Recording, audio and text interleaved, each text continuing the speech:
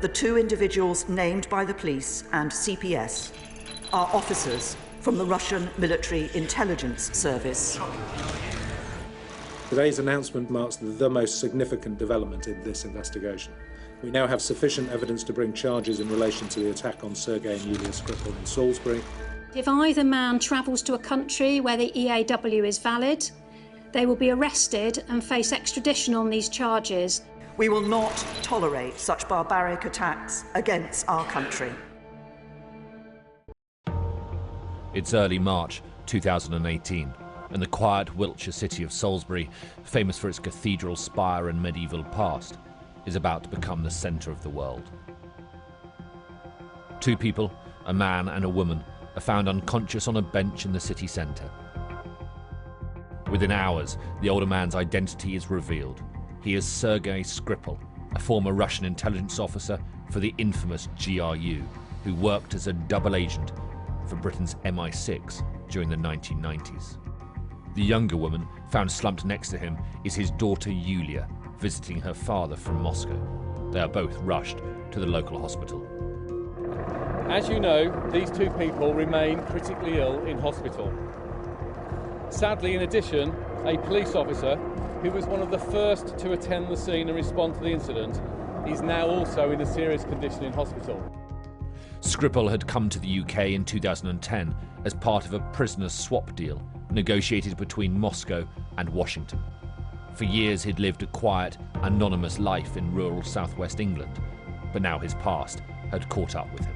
He is very nice gentleman, very polite, and whenever I see, I'm really happy to serve him. Samples are taken from the victims and sent to the Ministry of Defence's Science and Technology laboratories, better known as Porton Down. It's just 9 miles down the road from Salisbury. Its proximity feeds growing conspiracy theories emanating from Russia and her allies. Within days, the scientists have a result. Sergei and Yulia Skripal have been poisoned by NOVICHOK, a military-grade nerve agent invented and manufactured by the Soviet Union. 250 specialist counter-terrorism officers are assigned to the investigation, and the military is called in to help. They must wade through thousands of hours of CCTV footage and sweep an entire city, searching for any small trace of this deadly nerve agent. In Brussels, the Prime Minister and her National Security Advisor set out Britain's case to NATO and EU allies. Russia staged a brazen and reckless attack against the United Kingdom when it attempted the murder of two people on the streets of Salisbury. I'll be raising this issue with my counterparts today because it's clear that the Russian threat does not respect borders, and indeed the incident in Salisbury was part of a pattern of Russian aggression against Europe and its near neighbours, from the Western Balkans to the Middle East. In New York, Britain's ambassador to the United Nations clashes with her Russian counterpart in the Security Council chamber. If I may say so, Mr. President, I won't take any lectures on morality or on our responsibilities under such international conventions from a country that, as this Council debated yesterday, has done so much to block the proper investigation of the use of chemical weapons in Syria. And in London, Moscow's ambassador holds a series of televised press conferences, repeatedly questioning UK intelligence and suggesting competing theories of his own. We get the impression that the British government is deliberately pursuing the policy of destroying all possible evidence, classifying all remaining materials, and making an independent and transparent investigation impossible. Behind the scenes, the UK intelligence agencies have been working hard to convince their partners that Russia was behind the attack. It pays off. On the 27th of March, in a coordinated wave of global action, 25 countries expel 142 Russian diplomats in an act of solidarity with Britain. It is the largest mass expulsion of diplomats in history and a considerable victory for Theresa May's government. Against the odds, Sergei and Yulia Skripal recover and are discharged from hospital in Salisbury. They are taken into hiding, but Yulia records a statement from an undisclosed location. It is the first, and to date the only time, that we have heard from either of them. In the longer term, I hope to return home to my own country. I wish to address a couple of issues directly and have chosen to interrupt my rehabilitation to make this short statement. I ask that everyone respects the privacy of me and my father. We need time to recover and come to terms with everything that has happened. I'm grateful for the offers of assistance from the Russian embassy, but at the moment, I do not wish to avail myself of their services. For weeks, the case goes quiet until a dramatic and sad twist. Two local residents named as Dawn Sturgis and Charlie Rowley are found foaming from the mouth at a flat in the nearby town of Amesbury. Tests confirm that they too have been poisoned by Novichok. The hunt is on to establish where and how they came into contact with the nerve agent and whether the city of Salisbury is still at risk. It will later come out that Charlie Rowley found a discarded perfume bottle and gave it to his girlfriend. At last, the police have the weapon. On Saturday, the 8th of July, only a week after she was rushed to hospital, Dawn Sturgis dies. Scotland Yard escalates its investigation. As you're all now sadly aware, we have launched a murder investigation after learning the devastating news that Dawn Sturgis died in hospital last night at 26 minutes past 8.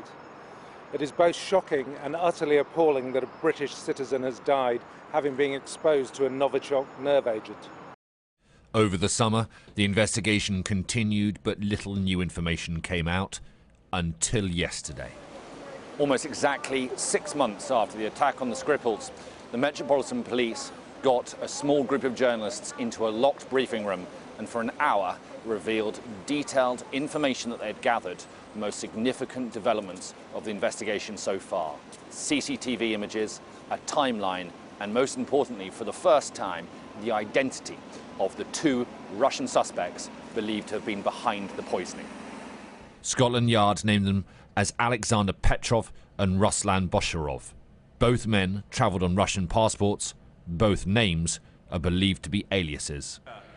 In the House of Commons, the Prime Minister went further.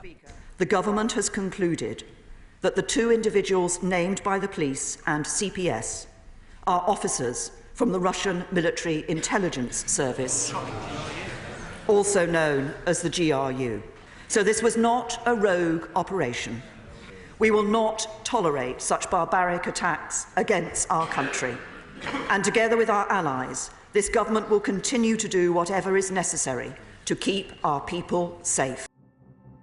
At 3 p.m. on Friday the 2nd of March, Alexander Petrov and Ruslan Bosharov arrived at Gatwick Airport on Aeroflot flight SU-2588 from Moscow.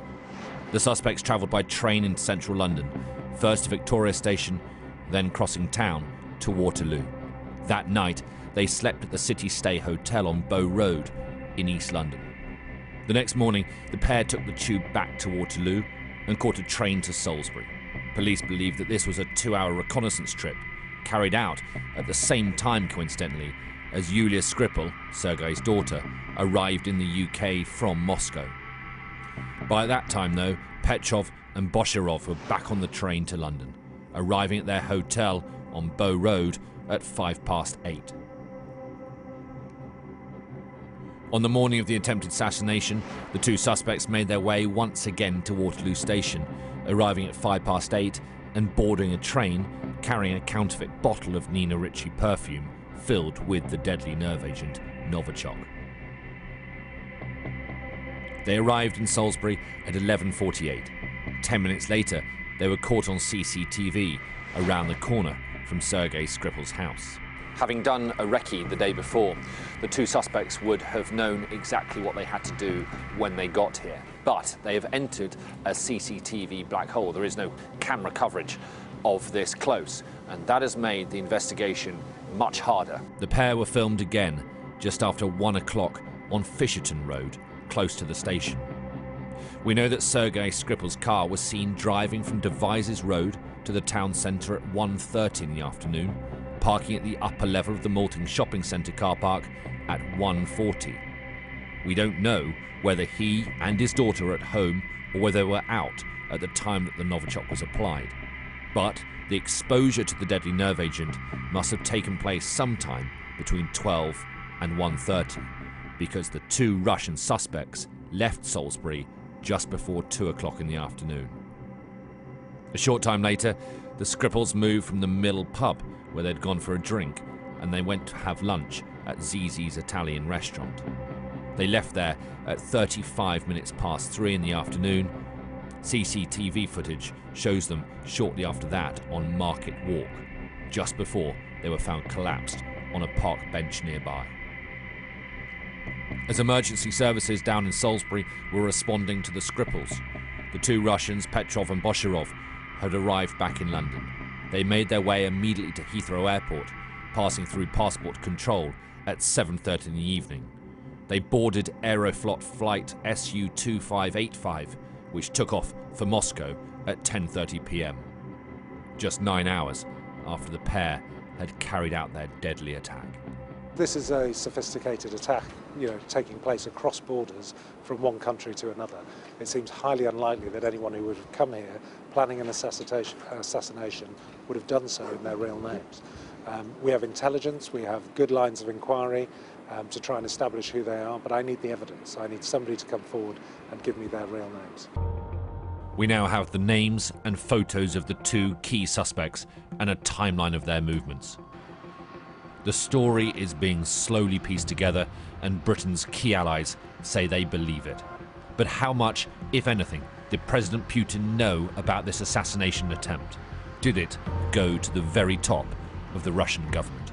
I think he certainly allows the GRU and other aspects of his intelligence network to take decisions that, in his view, will punish people who have betrayed the Russian Federation. So whether he knew about the specific operation or whether it was just who will rid me of this turbulent priest sort of stuff, I don't think it matters.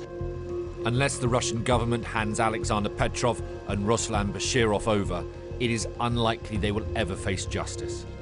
But their operation in late March on the streets of a quiet cathedral city has had profound global consequences that will last years.